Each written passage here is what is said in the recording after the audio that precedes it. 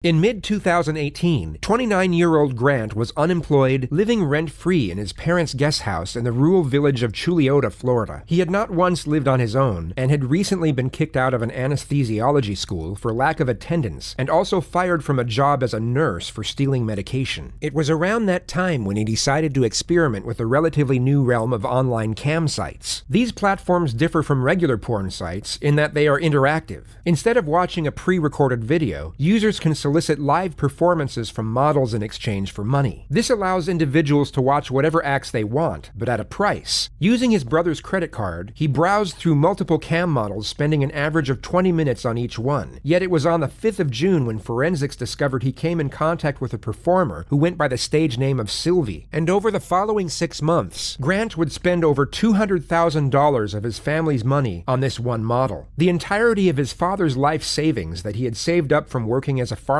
for over 30 years was gone. He had spent $60,000 from his brother's credit card and had also taken a $65,000 loan out on the house. When his family found out, instead of calling the police, Grant was sent to a behavioral rehabilitation facility for online porn. When Grant got back from rehab on January 4th, his father presented him with a 2-page list of rules he was required to follow if he wanted to continue living at home. One of the conditions was that he cease all communication with Sylvia immediately, but it took just 3 weeks for the family to discover that he had broken the contract and re-established contact with the model via Twitter. On January 24th, when Chad Amato got home from work, he reportedly confronted Grant over his disregard, and the two of them got into a heated argument which almost turned into a physical altercation. Grant was then kicked out of the house, and for the first time in his life, he was on his own. Shortly before 9 a.m. the next morning, police received a call from Cody Amato's girlfriend, alerting them that he had failed to show up to work that morning and hadn't responded to multiple phone calls. They arrived at the residence at 9:17 a.m., and once knocks on the front door went unanswered, they were able to gain access with a knife via the back entrance. Chad, Margaret, and Cody Amato were all found lying dead on the floor with gunshot wounds to the head from a 9mm handgun.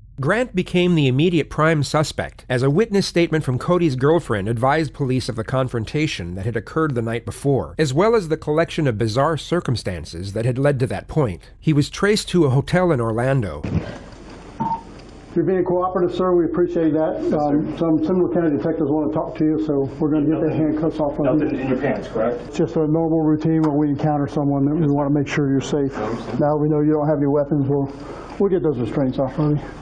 We're confident you've been cooperative, everything's good, so we appreciate that very much. It goes a long ways. He immediately agreed to accompany them to the police station and sit down for an interview. Reports stated that he wasn't made aware of his family's demise, nor was he advised as to what the purpose of the interview was for. Grant himself didn't once inquire, just reportedly sat silent in the back seat of an unmarked police car, staring out the window for the entire journey to the police station. Did you know why then? Thank you, sir. Thank you. Thank you, sir. Good.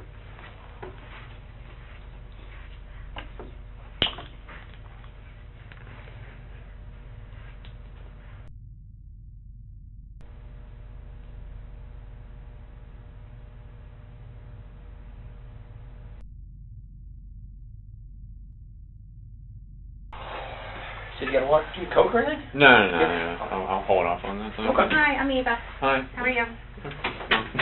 I'm here.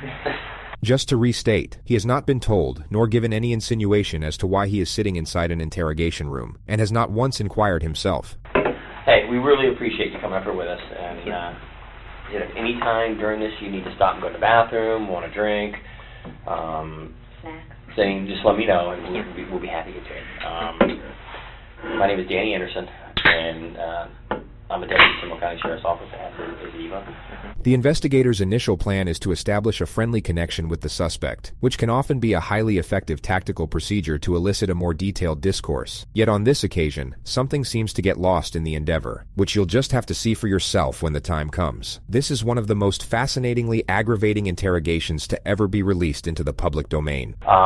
So we just want to talk to you a little bit, and we'll get this in and out, be on our way. Okay. Full name? My full name is Grant Tiernan Amato. What is there any special nursing degree? What you do, or? I have like other certifications. Uh-huh. With that, like I primarily worked in the hospital for think 5 or 6 years. Well, I was accused of grand theft of the third degree back in June of 2018. There was no evidence ever presented. All the charges were dropped. I had been applying for jobs for the last couple weeks. I'd gotten like 3 or 4 callbacks, and then I went on a job interview yesterday for a home infusion nurse job. What time was your interview yesterday? It was scheduled for 10. I got there at around 9 in the morning.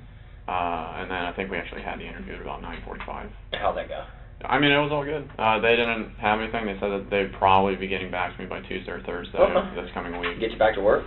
Yeah, because, I mean, it's a crappy world when, you don't have any money, you can't do anything, so. Financially, how's the nursing what you did? I'm sorry, I just don't know that much. She knows a lot more about nursing. The nursing, how does it pay? How does it pay? I mean, if you work your standard 12 hours a week, you get anywhere between, I'd say, $45,000 and $55,000 a year. So, I mean, it's not bad. I think my best year, I made like $55,000. 55. Because I rarely worked overtime. Right. When I was because I had the whole plan of going to graduate school, so I was just kind of using it as a stepping stone to that time. Just to pay the bills to get you where you gotta. Gotcha. And what you were going for, what does that pay? Nurse anesthesia pays, I mean, base like about 150 up to 175. Okay. High school, where'd you go? I went to Timber Creek. How were your grades?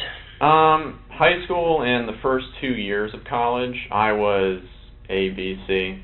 I was in honors in the major program for UCF. Girlfriends. I had, like, my high school sweetheart girlfriend for about 5 years. And then ever since then, no, like, official girlfriends, no flings or anything like that. Dates here and there? Dates occasionally, but, I mean, not really. Kind of focused on, like, just getting through the life goals that, I wanted to achieve. What do you like to do? What do I like to do? I like to watch anime. What is it? I'm sorry. Oh, sorry. I don't know what it is. I mean, I thought you said MMA. I'm like, okay, and then when you started explaining to it, I mean, I heard guess it. I'm like, no. It's animated. It's like cartoons, I guess you could say, but it's Japanese cartoons. It is in Japanese, and then they subtitle it. Yeah. You speak Japanese? I was gonna say, do you understand? I don't. I understand a few words. We actually just went to me, my brother, and one of my friends, or I guess friends from high school. We went to Japan. In fact, how long have you been out of work? I've been out of work for 6 months, since June. How did you pay? That's a lot of money for to be out of work. My brother. Oh, yeah. Yeah. I think the only other game that we really played was Fortnite, but then that was starting to get to, like... That's a big deal right now. Yeah. The younger Kids are all over it. generation. And actually, yeah, during the time that I was that I wasn't working as a nurse, I tried to do the whole Twitch streaming thing. What is that? I'm sorry. No. We're kind of older where you have to explain a lot of this to us. With Twitch, it's you got your mic and then you have your face cam, and then basically people are just watching you play whatever game you're going to say that you're playing. Okay. On virtual reality, it was primarily just Beat Saber, so it's like a rhythm-based game, like Guitar Hero. Apart from that, we really didn't get into too many other games yet, because we were kind of just focused on Beat Saber. But I think we had downloaded a few other where it's just like you're going through like a world and you can interact with the world or something like that. Close with your brother Cody? Let's talk about Cody. Oh, yeah. Me and Cody... Who's older, you or him? He is. I'm the youngest one. I'm 29, he's 31. Okay. My oldest brother, Jason, is 35 or 36 now. Talk about Cody. Cody. We decided to go to nursing school together. We decided to go to the nurse anesthesia school together. A lot of people thought that it was weird because we did everything together and because we were so close, but... Yeah, I mean... Yeah, a lot of people understand the bond of brothers, though. Yeah. The true bond if you're close with your brother. And, I mean, during, like, this whole time, I mean, kind of like with just a few examples I've given you, he'd take care of everything for me. Always there for you. Yeah. Always there to support you. Always there. Yeah, did everything together, connected at the hip. Ever any issues really with him? No, like I was saying, during this last 6 months, it had been a very trying time. He would, like, have his moments where he would get extremely upset. He never gets violent, I guess you could say. But, like, at one point he got so upset that he, like, pushed a cabinet and then it, like, dented into the wall. Yeah, I mean, at least with me, he's always been like where he's there for me. Like whatever it takes, regardless of what's happening, I'm gonna take care of it for you. Tell me about your mom.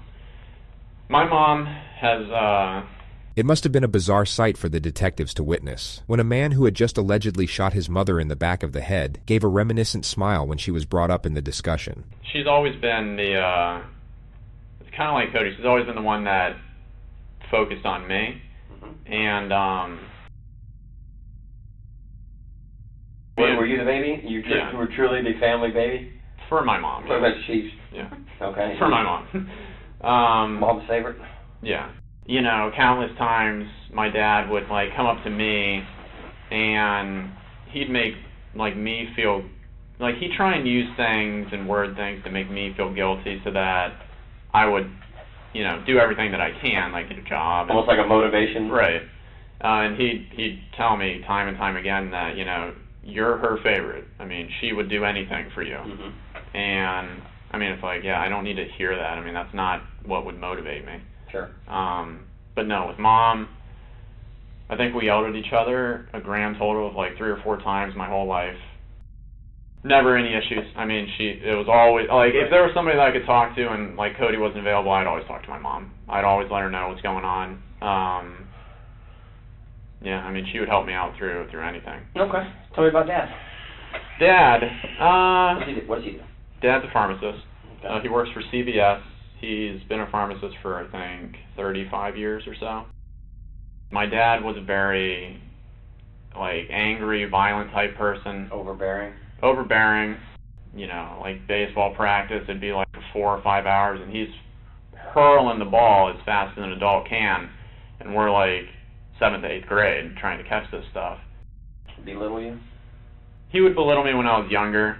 The problem, I guess, was that I was always like the jokester, the one that could calm everybody down, make everybody smile. If it was a heated situation, I could say a joke or something and then make everybody kind of move past it. And I was just in the point where it's like, you know, I'm hearing, you know, all this stuff from Dad, I'm seeing how much Cody's helping me, you know, Mom's stressed out with her job, and it's like I'm not doing anything. When's the last time your dad put his hands on you? The last time my dad put his hands on me would be, I'd say, kind of the middle of December of 2018. What happened? It's because, you know, with all the money that had been getting spent and... Just to be clear, the CAM model has not yet been brought up in the discussion. The money being spent, in this context, would simply be his living expenses. I guess just a mix of everything that I've been saying, just kind of boiling up in him. And the fact that I was, to him, it seemed like I wasn't concerned about it. So, and then plus I was, you know, I wasn't acting like myself with the jovialness and, you know, Sure. all that kind of stuff. My father chose to admit me to like a depression or an addiction clinic or something like that in Fort Lauderdale called Cornerstone. When was that? That was December 22nd Okay. until I think January 4th. Did you agree to go? I didn't, but they said that, you know, this was your only... Who said? My dad. Okay. And that was in Fort Lauderdale? Yes, yeah. Did your mom agree with it? My mom and my brother both agreed, but it was my dad who was like the iron fist, like, this is what's going to happen. Like, you know, he can't... Why did he say you needed to go? What was his reasoning? Because with the way that I was acting, he didn't see that I was doing anything for, like, the positive. You know, and a lot of it just came back to money with him. He would like allow me to spend money that he had, like with his credit card or something like that. But it's like then whenever I did, it was like a huge problem. Okay, so you had one of his credit cards. Yeah. And what were you buying with it? Well, what I was doing is over the past 4 months or something like that, I've been talking to this woman online. Who's she? She's, as embarrassing as it is, she's a cam model. A what? A cam model. Do All right. either of you guys know what that Nope. is? Just like all the videos Like the stuff, cam. you have to tell us. A cam model, it's like it's like a virtual girlfriend, I guess you could say. Okay. Like that type of situation. Mm-hmm. So a lot of the money went to her. Okay. Where's she at? She lives in Bulgaria.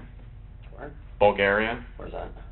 over in Europe. It's like Okay. outside of Germany. Okay. Something like that. You ever been there? No. Okay. It wasn't that serious. So Okay. what would you give her money for? Just for like the time online with her. Oh, okay. Yeah. So it was just like that type of thing. And what did she charge? $600 for like 5,000 or something tokens or something like that. So, and then it was 4 hours a night. So I mean that's basically just where all the costs went to, was you pay real money for the tokens, then you use the company's digital currency for that. So you do that, and when did you meet her? I met her at the beginning of July. Yeah, at the very beginning of July. Okay, and still talking to her? Still, yeah. I mean, more just on Twitter, Okay. just through direct messaging. Again, cell phone service doesn't work, so it's like I can't use the chatting like that. How much do you think you spent on this? Because it seems kind of pricey. Yeah, probably close to like $200,000, I'd say. $200,000? Yeah. And where'd the money come from? Money came from me, my brother, and then my dad. Did they know where the money was going to? They didn't know that it was going to a cam model. What did you I tell was them? saying that it was going towards my Twitch streaming, Beginning stuff. advertising, putting my name out there and that type of thing. So I guess to bring it all back with why I was brought to Cornerstone, it was a mix of all of those things. It's like he felt like, he felt like You need to be grounded. yeah. And so then I was there, I spoke to the therapist and psychiatrist and all that stuff. I didn't need any medications for anything. They had analyzed it as, this is an isolated event. You've been out of work, you have this PTSD from the whole getting arrested thing, and I mean, the last thing on my record was, I think, a speeding ticket back when I was at UCF. They had signed me up, I think, to be there for 60 days, but then I was only there until January 4th. So Who paid for that? my brother, Cody. What was the cost of that, do you know? $15,000. So their final diagnosis of you was what? That I was fine. That Didn't need to be there. yeah. That I was fine. I told them all about my living situation and how it had been stressful, and then it got better, and then now it's just stressful again. But they had all just said that it was just this isolated Just event. situational PTSD from. Right. When I got back, that's where my dad started to get really kind of overbearing, and I mean rightfully so. I know what I did, but it's like with him, it was every single day, hours a day. Hours a day. He'd come home from work, and then he would just talk to me just about the same exact thing over and over and over and over and over again. When was the last time that you and your dad did have, a heated conversation? It would be Thursday, because one of his rules was that I wasn't allowed to talk to the woman anymore that I had been talking to. But I guess you could say behind the scenes, my mom would let me talk to her through her cell phone using Twitter. So yeah, anyways, on Thursday, he had apparently found out that I was speaking to her again. It wasn't really my intention to continue talking to this woman, but it just kind of happened. And then because there was that emotional connection, I guess you could say, between her and me, I it felt like a relationship. I didn't want to just stop cold turkey on it. So Thursday, you're home all day Yes. with your mom. She works at home. Correct. Yes. Your dad's at work. What's his normal work hours? He works until, I think he had to go in early that day, because he had to start doing overtime or something like that. And he normally works though from 5 or 6 in the morning to, I think he gets home between 5:30 and 6 at night or something like that. What time do you get home that day? He got home at 5:30, and then he came in and then he asked me, in a calmer state, I guess you could say, basically the leading question of, why do you think we're about to have this conversation? Giving me, I guess, that opportunity to be honest and truthful, to maybe tone it down a little bit. I, of course, did what I always did, where I kind of didn't admit to it. And then he came out and he told me that I had been doing that. He had proof. Yeah. Have an argument? Yeah. He kind of, pulled me up from the couch, and then he was yelling at me to pack my shit up and just get out of the house. That he was the one who had to be the hammer, and that, why am I making him have to go through this, and all this other kind of stuff. Okay. I had my argument, and then I'm packing my stuff. I'm, taking it out to the car. It took me like a couple hours to get as much as I could, just kind of out into there. So I left. And then What time do you think you left about? Oh, God. 9 or 9:30 or so. He goes on to state that he met up with his brother soon after on the side of the road. And what was the conversation? Conversation was basically that he was brought up to speed, and that he would take care of it. He was brought up to speed by what? This is Grant attempting to frame his brother for a double murder-suicide. You will see this quote brought up repeatedly from this point forward. He was brought up to speed on, why I'm out here. Who brought him up to speed? My mom. Oh, so she talked to him? Yeah. He told you that Mom had talked to him? Right. Do you think that's why Cody left work? According to Grant, Cody had left work a few hours early to meet up with him on the side of the road. Cody had indeed left work early, yet it wasn't to meet up with Grant. It was later proven that while Margaret Amato was sitting at the computer sipping on a glass of red wine, Grant shot her in the back of the head. He then lay in wait for his father to return to the house, then shot him twice in the head as he entered the kitchen. Cody then received a text from his father's number, asking him to come home urgently. Forensics believed that he was very likely pleading for his life soon after he entered the front door. He was found by police with a gunshot wound to the face, lying in the fetal position. His credit card was stolen, with a purchase made to a campsite for $600 and estimated 30 minutes later. I mean, in my mind, I was just thinking, he had been let off work early three times already this week. So I was just like... 10, 15 minutes you talk to Cody. Right. You have a conversation, and he leaves to go home? Right. And you leave to go where? And then I stay in that general area just so that if anything happens, somebody knows where I am. Yeah, I was staying in that general area, and then I decided to go to Publix. He just referred to the Publix supermarket parking lot. This is where he used the free Wi-Fi to log on to the campsite with his dead brother's credit card. Which was about what time?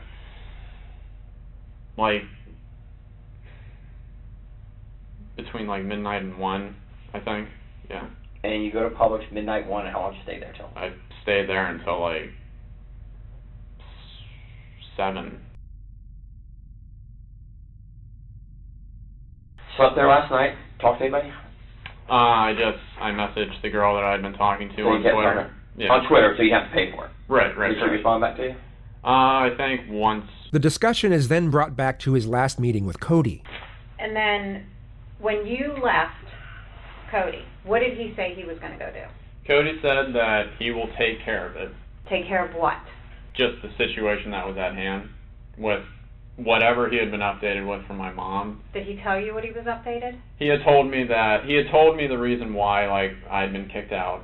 But he really didn't give me that much dialogue about that situation. He was miffed a little bit because he had just gotten off work and now he has to go deal with this. But what was your demeanor? What did Cody see you as? Were you scared? upset? Yeah, I was scared because like I said, it's the first time that I had been out of the house. We've come and talked to you. Okay. You rode up here voluntarily with us to talk to us. The detective will now initiate the first confrontation. Why do you think we're having this conversation? I honestly don't know, but I'm pretty freaked out at this point because, it's, I know how the situation was when I left. You're now about to see the lead interrogator's attempt at getting Grant to confess, in a manner so blatantly obvious that the suspect immediately sees through it. As a child, we're told the truth always is the best thing to do, correct? Correct. You agree with me? Yeah.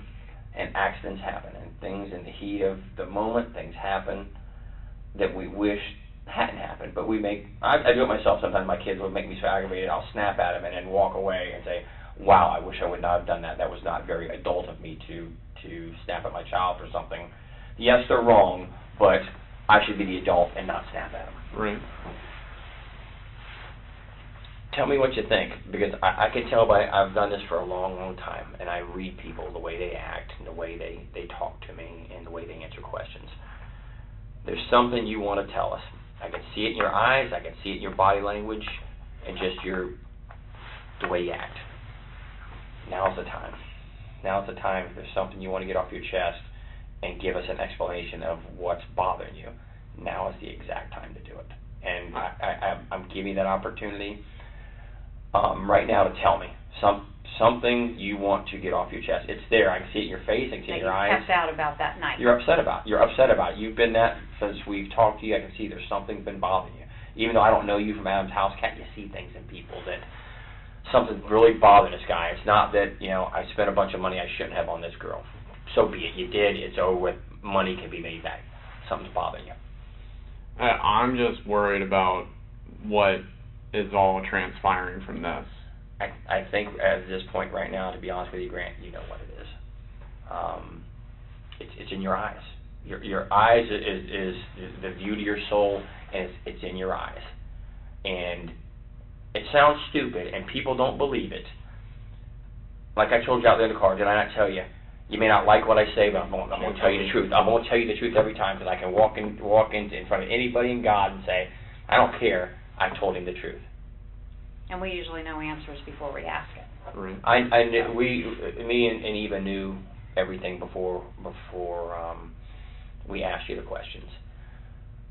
Now's the time to come to Jesus, be honest, because you're holding something back. I can see it in your eyes. People don't believe that the police will help you, but we are actually here to help you with issues you may have. I think something happened, and you don't want to tell us, but right now is the time to get it off your chest. And I really wish you would, because it will make you feel better in the end. I genuinely don't have anything else that I can say about the night or the periods of time afterwards. There's only one opportunity to make that good impression, and if we've done something we shouldn't have done, you fess up there. You caught your hand in a cookie jar. Detective Dan's approach here is so incredibly outdated and predictable that it actually seems to boost the suspect's confidence. It's the detective, in fact, who gives off a nervous disposition. He'll begin stumbling over his own words while simultaneously mixing up his analogies, which never made a great deal of sense to begin with. You do it. Now, is there anything else that happened at the house that you didn't tell us, that you've left out, or we haven't asked you, that would be of importance? Or during the time that you drove around for those few hours? Did you ever really go back to the house that you haven't told us about? You'll also notice the female detective interject with something useful every now and then. But unfortunately, she's not the one leading this interrogation. That would be the detective who keeps bringing up Jesus, to a guy who just murdered his family to go jerk off in a parking lot to a Bulgarian cam model. I know things that you don't know. And honesty will get you all the things I can do for you, to be honest. I can't deal with someone who lies to me, right, but I'll deal with someone and help them till the end. No matter what, believe it or not, that's just me, and she'll tell you, it's what it is. I'm going to be honest with you. I'm going to say, if I can do something that can help you, I'm going to help you, because every one of us make mistakes and do things we shouldn't have done in the heat of the moment to protect ourselves or to protect somebody else. It happens. Now's the time. Now is the time. So what do you think To happened? be honest. I think that there was something that obviously happened at the house. Tell me what happened. I don't know what happened. I know better. Listen to me. I know better. I can help you, Grant, with honesty. I can help you with honesty. We think something else happened before you left the home, that you're either afraid of or embarrassed to talk about. But we need to know exactly what happened, because like Danny said, we can place you there at certain times.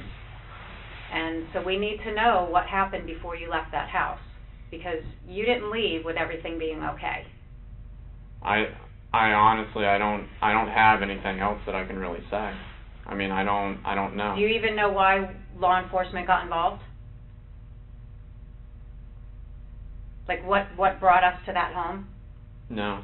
Once you start telling me something that's truthful that I know,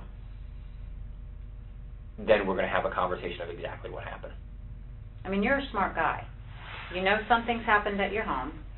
You have law enforcement here. You haven't heard or gotten any Well, emails I from mean, your family. I'm just scared as to what the answer is. Well, you need to help yourself by filling in the blanks of what happened that night so we can give you the answer. Did anything more happen with you and your father besides him grabbing you up from the couch and yelling at you and kicking you out? Anything at all? Did he harm you, hit you, No. draw any weapons on you? No, he didn't do anything like that. I mean, he was just yelling. This is the time to come to Jesus, to be honest, because you know more. I'm looking in your eyes tell me exactly that you are hurting inside. I get it, brother, I get it. You're hurting. And this is the You're only scared. time we can help you. Because once we get to a certain point, there's nothing I can do. It's in the hands of who has it. Nothing I can do. Honesty is always the best policy. You get caught stealing a car, you admit to it, I get it, how can I get help? What can be done to help me? And let me tell you the rest of my story. You're holding And if back. something happened that you were defending yourself, then we need to know that. If you were protecting yourself because you were in fear, then that makes sense. But we need to know exactly what happened for you to protect yourself. You can't minimize this. Once, a wise man told me one time, once a bomb goes off, you can't defuse it. The detective's wise man friend was clearly a specialist in nuclear fusion, yet most people would already comprehend that a bomb can no longer be defused once it has exploded. You can't. That's already out there. Now is the point to say, how do I put Band-Aids on myself to minimize the injuries I have? And we're giving you that opportunity. I want to give you that opportunity. I don't think you're a bad guy at all. I really don't. The male detective will now for some reason focus on Grant's flaws and the overwhelming embarrassment of the cam girl situation, which is basically the exact opposite of what he should be doing. He seems to get confused about what he's trying to achieve here. He carries a sympathetic tone while essentially roasting the ever-loving shit out of the suspect. I think you're going through a very stressful and emotional time right now with being out of work and just dealing with all the problems with the arrest. You're probably not used to depending on somebody to pay all your bills. So now you have to do mom and dad or have to give you money. Cody's having to give you money. And there's a significant debt to people. $200,000, I don't know what I do. I mean, mortgage, yeah, I get it, or something like that, or a medical bill for my child, yeah, I get it. But talking to some girl, in Bulgaria, you hit it right on the head. You were embarrassed about it, and you have nothing to be embarrassed about. Here it is, man. I want to help you. She want to help you. You gotta come to me with the truth now, because I already know the truth. There's a reason you didn't go back to the house. There's a reason why you haven't tried to reach out. I mean, it's odd you haven't heard from anybody. Yeah, I mean, it's like it's words that, like, I can't think of to even say. Like, I don't know how to even say the words. Well, give me a roundabout what you're thinking. That somebody in my family's dead. And how does that make you feel if you're thinking that? I have absolutely no ability to comprehend the words, because, like I said, I've been there for my whole entire life, and even though there's been struggles and everything like that, there hasn't ever been any issues. There's never been the struggles or the issues like happened Thursday. Never for you. I believe you 100%. I believe it's never been like that. But something happened Thursday unlike anything you've ever experienced in 29 years of your life. Never. And maybe you felt that was rock bottom for you. You were getting kicked out of the house. Your father gave you an ultimatum. I mean, that's... The female detective will now carry out what the male detective was probably trying to do a few minutes ago. She will afford him justifications for the crime, making the gravity of admission less intimidating. You're already dealing with the debt, and, now you have to stop talking to this girl, and now you're being kicked out of the home. I mean, I can understand how you would feel. I mean, that you'd want to lash out, or, if something happened, you'd want to defend yourself. Sure. Absolutely. But we need to know what happened. I mean, I can tell that you guys are, like, leading me into a certain way of what... The only thing we're leading you to is wanting to get the truth from you. Not trying to make you say something that's not true, that's not accurate. The truth, the end. That's it. That's all we want is the absolute truth. I genuinely don't have anything else that I can say about what transpired during the nighttime. So when you left your house, everybody was fine. Yeah, And when you left Cody, everything was fine. well, we got called to the house because Cody didn't show up to work. So law enforcement goes over there, and can you tell us what we found? No, the only thing that I was told was that Cody would take care of it for me. And that's all that I know. So if anything happened in the home, to bring law enforcement there, what would you think happened? That there was a shooting. Between whom? I don't know. Between Cody and my dad. And why would you think that? To protect me, or to help me, or to do something with me. So you're telling me you did not shoot Cody, No. your father, or your mother? No. I mean, I don't know, like, what more I can say. Well, when law enforcement arrived, that's what they found. So you're the only outstanding child. You're the one that's been having problems with your dad. You're the one that we haven't been able to find for 2 days. Do you understand now why we would be questioning you about this? Yeah, but I mean, I wouldn't, like, I wouldn't be saying, like, all, like, I don't know the way to, I don't know, like, what to even say. So if anything happened in the home, you believe it would be Cody and him? Yes. Because I don't have, access to anything. We know that Cody didn't shoot your dad. We know Cody didn't shoot your mom. We know Cody didn't shoot himself. There's something... And you still haven't asked us the condition of them or anything. That's because I don't know what the normal proceedings are, but The normal proceedings are for you to be honest about what happened. And then we help you understand everything that's going to go on from here on out, of what our responsibilities are. And we don't believe you're being honest. We feel that you are leaving something out about what happened in that home. And the evidence tells us what happened in the home. But you need to fill in the blanks. The suspect's composure was finally starting to slip. This was the perfect moment to draw out the silence to see how he'd respond to the pressure. Here's my hand for honesty. I am an honest guy. I'm going to be honest.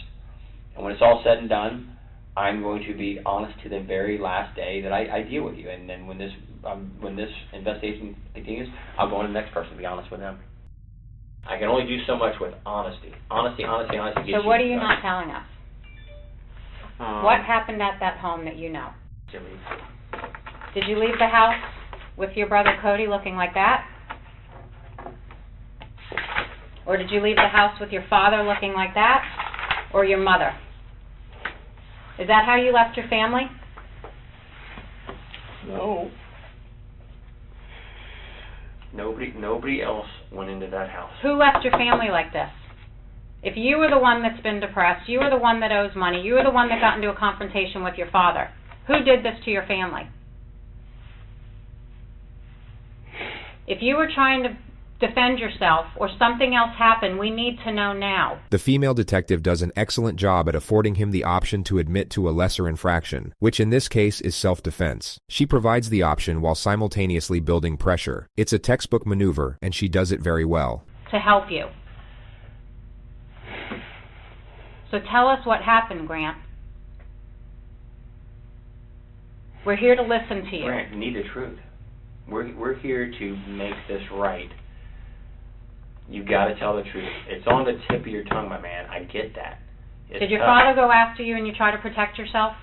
No, I didn't do any of this. Hey, I know.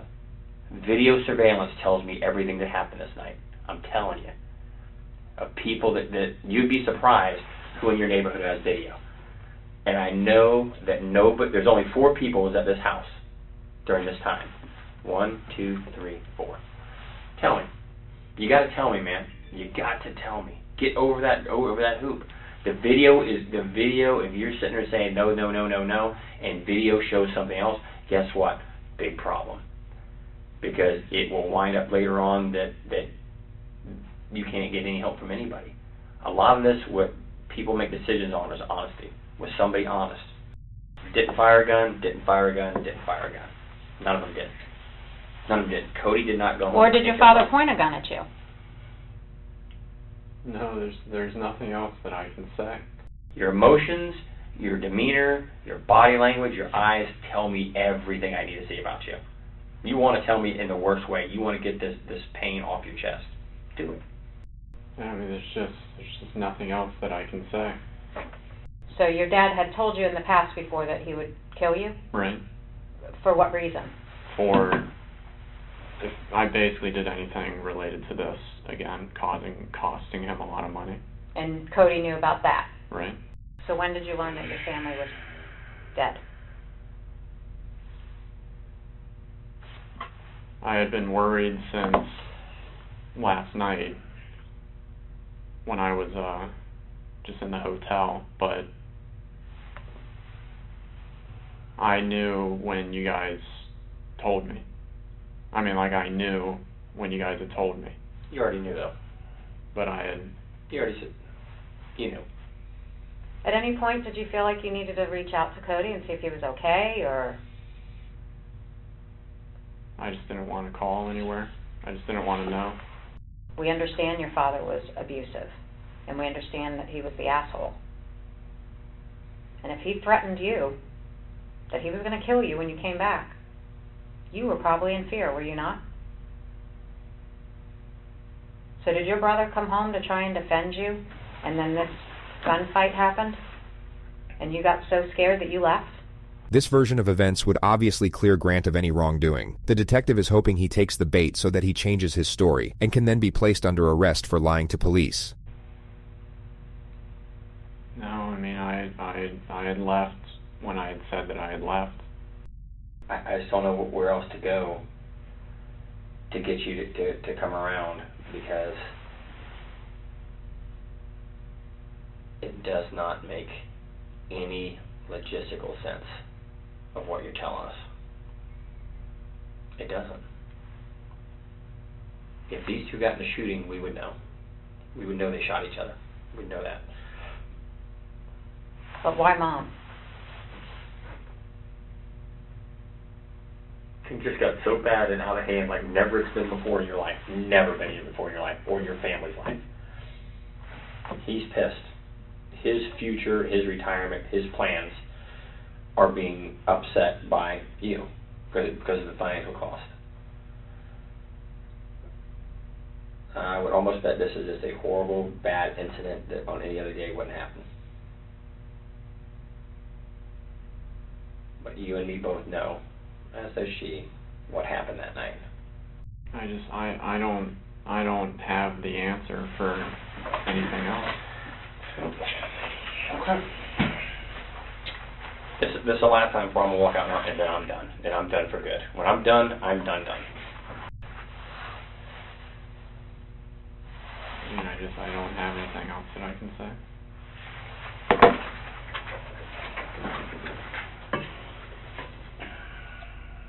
Do you not feel bad for doing this to your family? I mean, I've been getting blamed for the last half a year for everything, and I've been trying to move forward into a positive direction. And then every day I'm reminded of all the trouble that I had caused. And then I keep being told the same thing over and over again, but there's nothing that I can do to change it. Do you regret doing this to each one of your family members? I didn't do that to each one of them.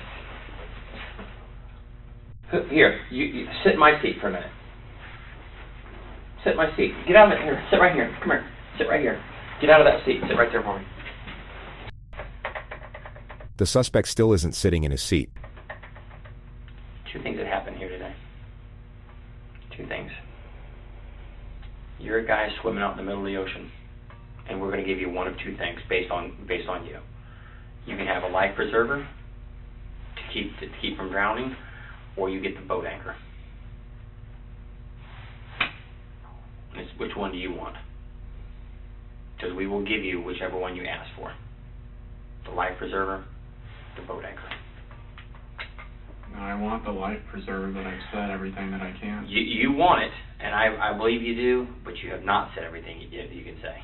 But there will be a time where you ask for that life preserver. I can't give it to you. I can't. Once I cross a line I gotta step over, can't do it. Won't do it. Think about that. I want to talk to her for a minute. Think about the last life preserver I can give you. Think about it. Take a few minutes just to reflect on it, and then we'll come back to you in a couple of minutes, and then we'll go from there. And what happens is what happens. Fair enough?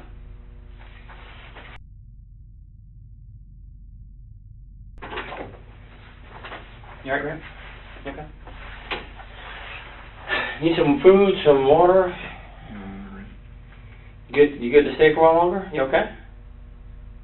I mean, I just don't have anything more that I can say. So I don't know what the next... I'm not keeping you. If you want to stay, well, I'll talk to you till whatever, till you're happy with everything and you're okay. You're not detained. You're not being kept here. Don't want to be here. You don't have to be here. And I don't want to be here anymore. Okay. Give me a minute. We'll get you out of here. What we'll do is we'll get you up somewhere. I'll give you my card, my phone number. If you want to talk to me, you're more than welcome to call me. And we'll move forward from there. Fair enough? Any questions of me before I go? Or before we walk out? I'll be happy to answer any questions you may have. Like, what am I, allowed to do? Live your life.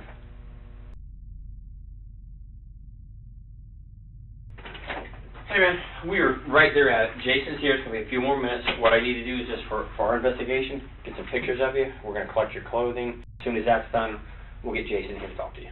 All right, man.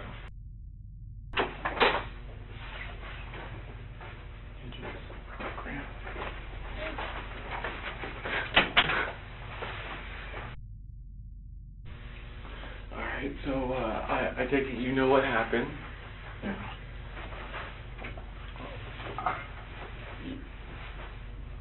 I'm going to ask you plain out. You are not part of it anyway. No. When's the last time you saw everybody? I left the house between midnight and 12:30. I want to believe you, Grant, but you're the last person that I could put in that house. And I know what happened over the last 6 months. Who else can I blame? How are we going to find out who did this? I don't know. I don't have the answers. The shit you did, you could have been in jail. You would have been in jail for years. I know. And they covered it up for you. I'm scared for you, and I'm scared for myself, and I don't feel comfortable with you being around me alone. I'm sorry. I could take you physically, but if you have a knife or know where a gun is, I'm fucked. I need you to be honest with me, man. I need to have closure. I was told that you would not have access to be able to contact this woman.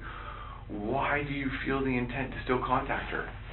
It was just the whole emotional thing. I mean, that's all Okay, that I can say. so are you saying that you love the woman? I feel like I did, yeah. Okay, you feel like you did, so you don't feel that way now? Well, I mean, now it's pretty much, it's not what it used to be, is all I can say. Because she's aware of what has happened in the last several months. Right. It hurt, right? Well, yeah. Yeah, because you can't carry that persona that you carried before. I do love you, though. Just remember that. Just like Mom, Cody, and Dad loved you.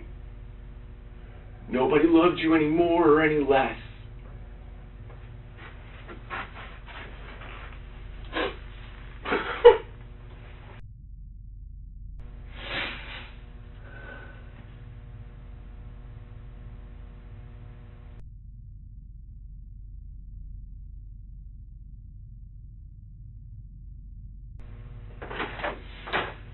You have anything else you need to talk about before we let you go?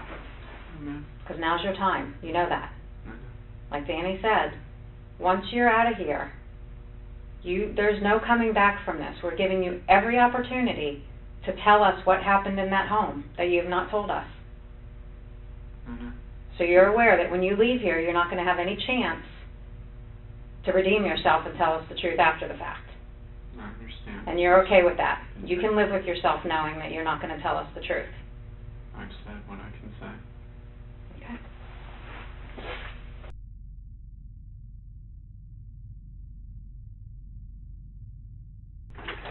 You ready, man? Yeah. Question for you real quick. You don't want to hurt yourself. No. You don't want to hurt anybody else. No. No suicidal thoughts. No. Okay, come on, bud. Grant was arrested 9 hours later at his hotel. His trial began on August 12, 2019. Grant Amato was so obsessed with this woman. You're going to see from the evidence in this case, at 2:53 a.m. on January 25th, after leaving the house that contained the 3 dead bodies of his family, the defendant goes to a nearby Publix parking lot, logs onto their Wi-Fi, and uses his dead brother's USA checking account to pay $599.99 to get onto Sylvie's website at 3:02 in the morning. That's what this case is about. It's about his blind obsession with this woman, the end of the world as he believed it to be because of his family, and his absolute contempt for those that he held responsible. Verdict. We, the jury, find the defendant guilty of first-degree premeditated murder. Grant Amato was sentenced to life in prison without the possibility